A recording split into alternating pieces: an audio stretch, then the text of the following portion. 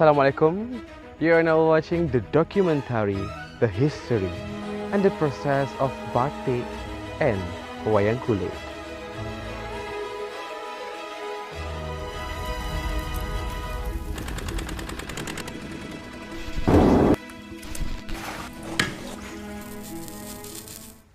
Good day. Today I would like to talk about batik's history.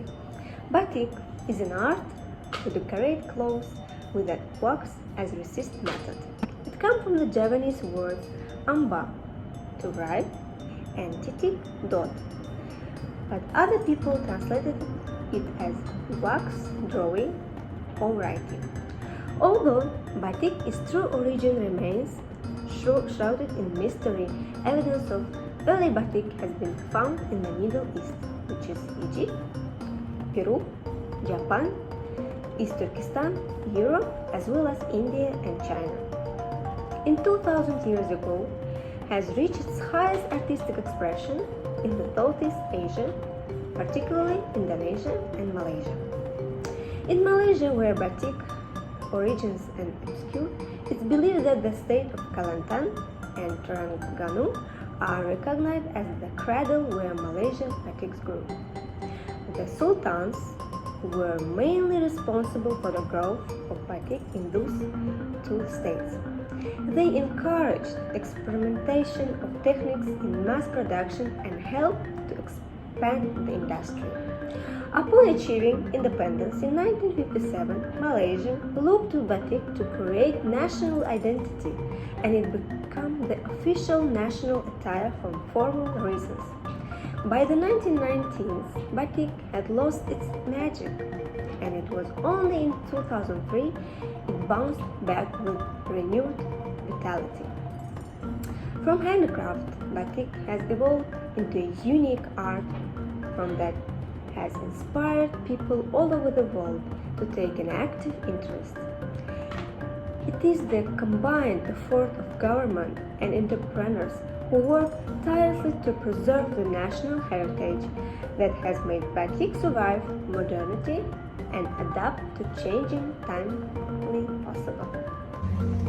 So batik can be divided into two, which is hand drawn and also block printed. So batik is a process of using a melted wax as a resist on a fabric, and then the wax, it may be painted on a white or colored fabric by using a chanting or a brush, and it may be stamped by using a copper stamp also, which is dipped into a melted wax. And then the fabric is then dyed, and then the areas will be painted and have been waxed, and the wax will not be penetrable by the then dyed and painted, and the areas that has been waxed will not be penetrable by the dye. So the process are first is the cloth stretching, second is drawing or tracing and chanting, third is dyeing, fourth is color fixing, fifth is soaking and also rinsing it, and then next step is boiling, and then the final is final rinsing, and the last part is drying. When it's dry, it's ready to sew for the sewing step, and lastly it's ready to wear. Okay, so after we stretch out the cloth or the fabric, the next step is to draw or trace before we use the chanting and to wax on the fabric.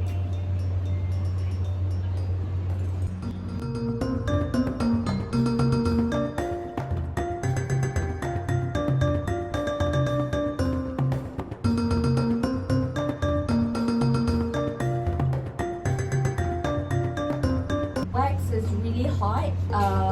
It's time to chanting, and first is to draw the frame, the side, and then we can start draw the drawing. Okay, so this is the next step, which is chanting, to draw out the outline of the design and use a hot wax.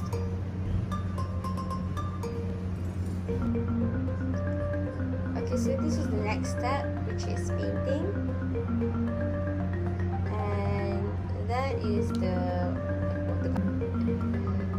okay, so this is the next step, which is painting. And that is the fabric dye. And so you can see when you paint on the fabric, because of the wax, so the color won't smash around, and it won't spread through the other places.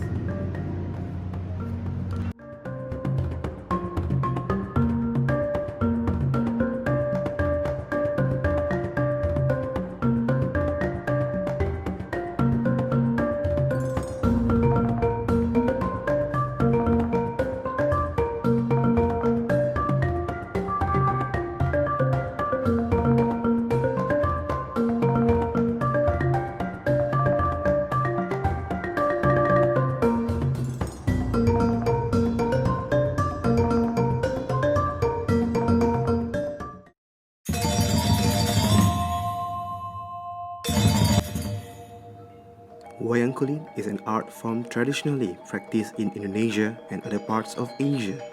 They often tell the ancient stories of Ramayana and Mahabharata. Puppets. Traditional puppets are made out of buffalo hide. The handles are made out of buffalo horns. The gunungan is used during scenic transitions. It can also be used to signify natural elements such as mountains or trees. The puppets move behind a screen called the layar or clear.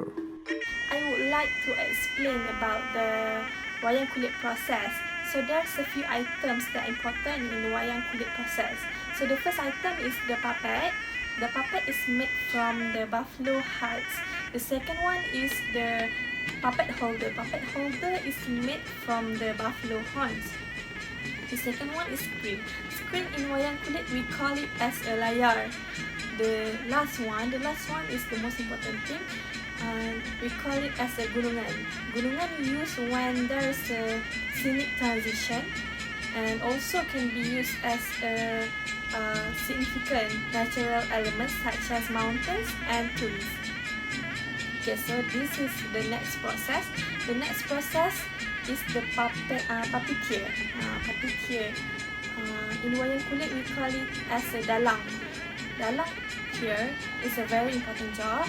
It's very difficult because there's have to multitask the job, because they have to move the puppet using the puppet holder behind the screen, and they have to tell the story to the audience so that the audience understand what the story they wanted to talk about or they wanted to deliver. Okay, the last one is the music. So wayang kulit usually accompanied by gamelan orchestra. Gamelan orchestra is one of the traditional music in Malaysia, so that is very suitable in wayang kulit process.